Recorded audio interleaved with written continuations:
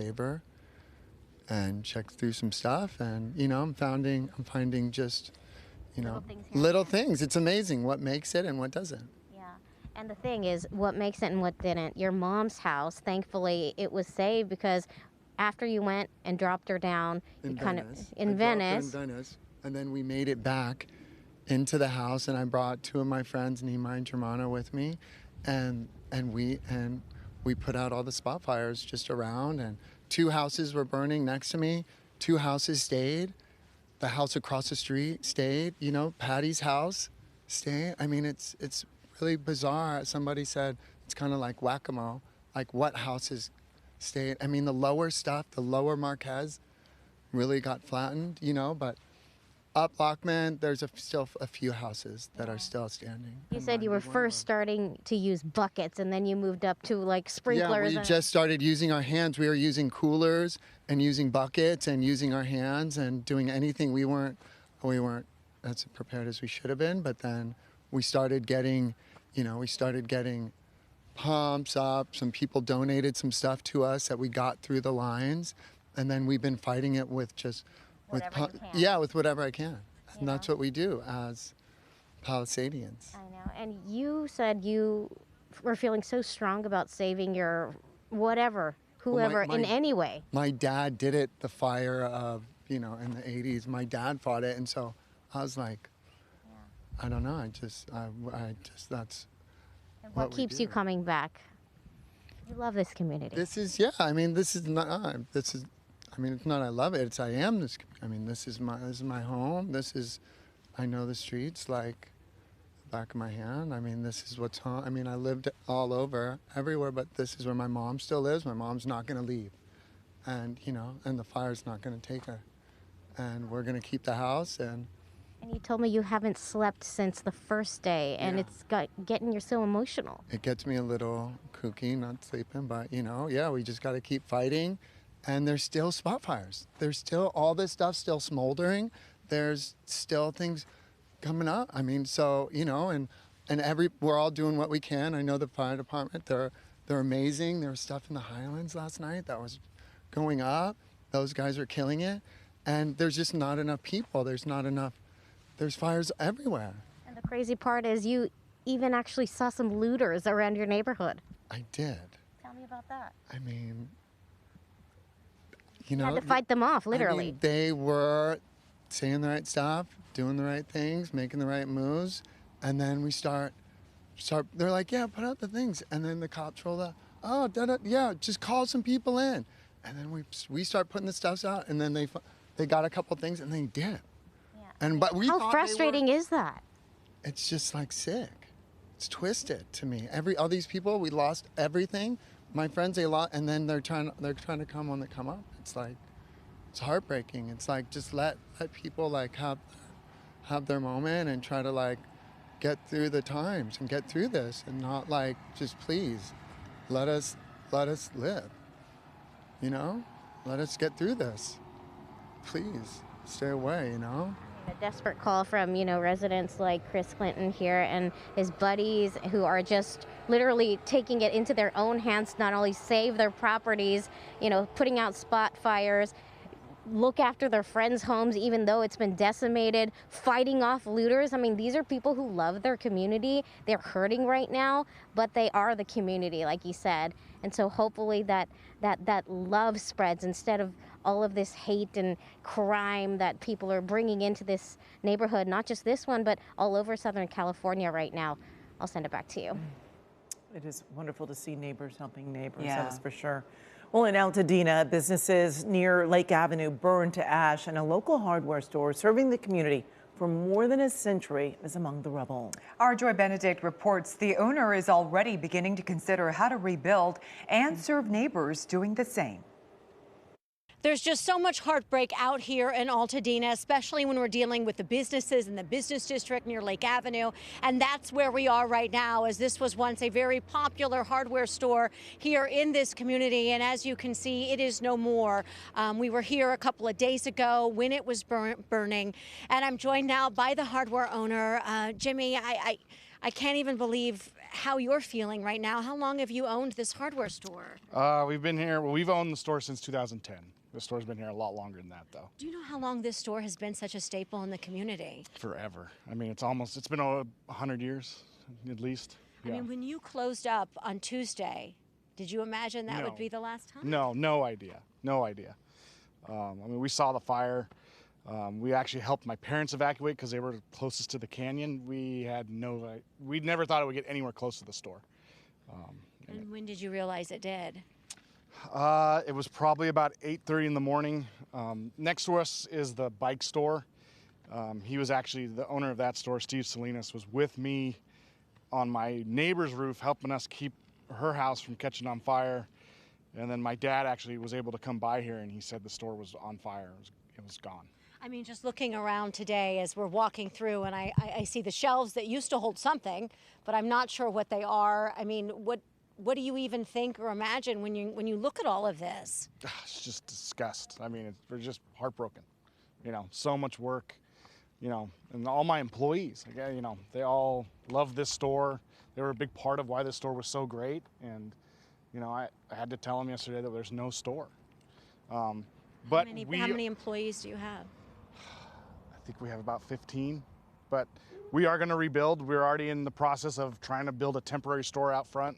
We've already talked to True Value. They're going to help us with whatever we need, do it best. They're all going to help us, you know, get trucks out here and start servicing the community again. Yeah, because the one thing you need in this sort of a disaster is a hardware store. Exactly, exactly. So we have to rebuild. We have to get stuff here as quick as possible. Well, I love hearing the optimism. I'm so sorry you're dealing with all of this. If there's anything the community can do, if we can do, please know we're all here for you. Thank you very much. All right, Appreciate I'll let you it. get going. I know you want to check on your mom. How is she doing, by the way? She's doing okay. She lives very close, so she's trying to get stuff.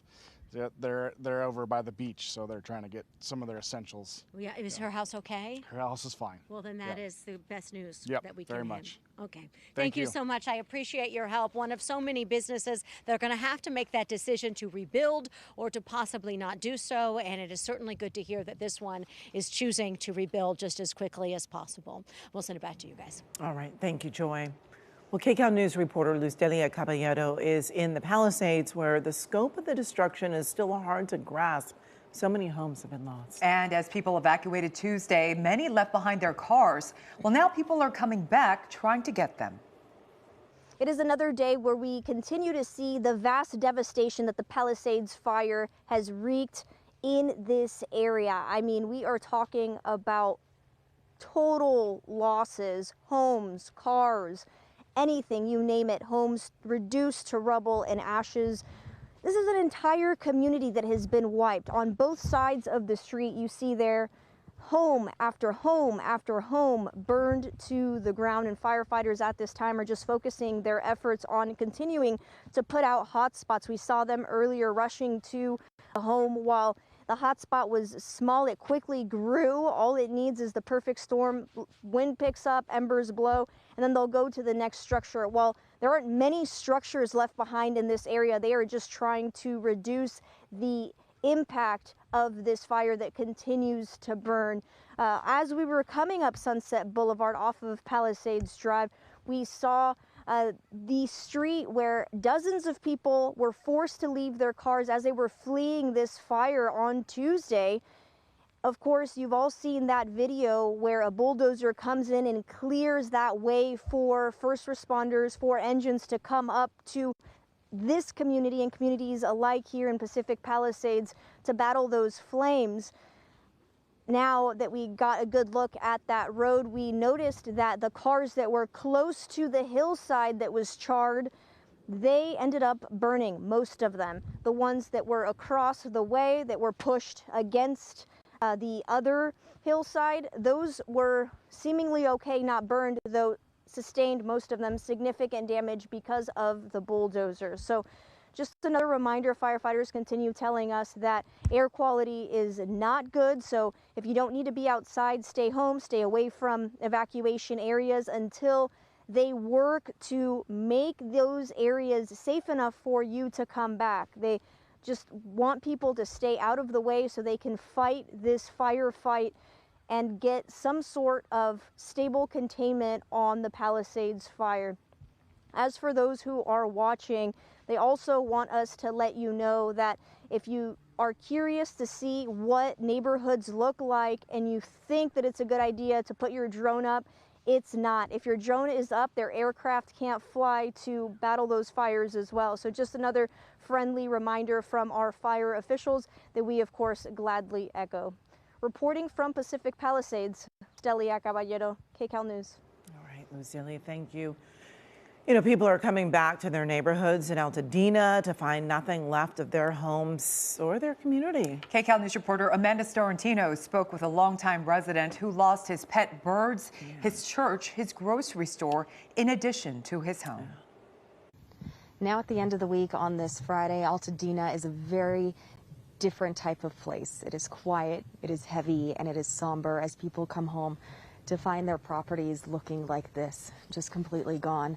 We just ran into this couple here that is looking at their properties for the very first time. And sir, what did you find when you went home? The whole block was flat. Now the houses and my neighbors survived. Everything is completely gone. The whole block. And we have a GoFundMe. That's my whole family.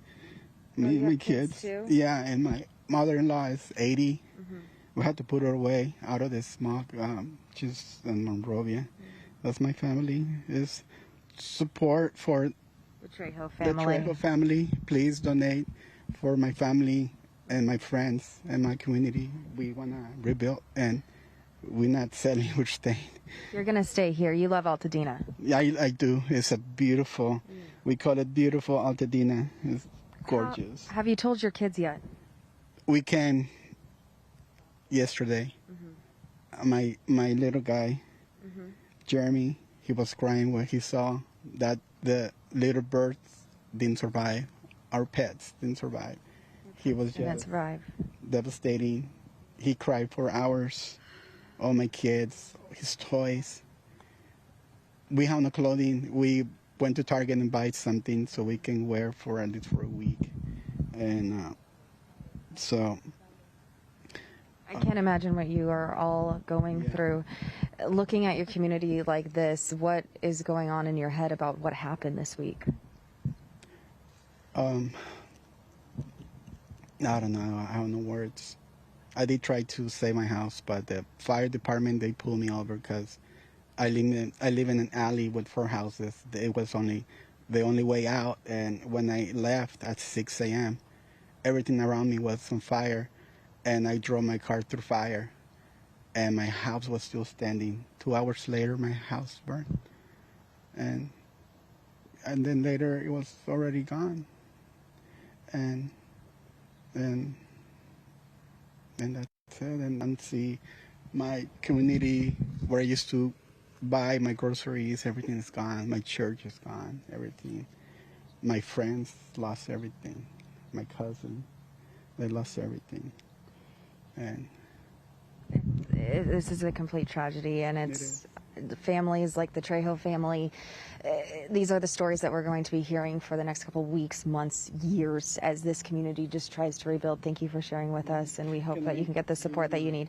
I'll get that from you in just a bit, but we just, our hearts go to all the families that are coming home to find this, just nothing, as they look at what was once their front walkway to their homes, to where their entries were, and not being able to salvage anything here. So the fire department is here still cleaning up hot spots. The law enforcement is out here to make sure that people are staying safe if they do get in here. But really, it's still not really accessible or safe for anyone to really be back here and start picking up the pieces to rebuild once again. In Altadena, I'm Amanda Storantino, KCAL News. All right, Amanda, thank you. Well, our coverage of these fires will continue after a short break. We'll be right back with another update on the fires still burning across our area.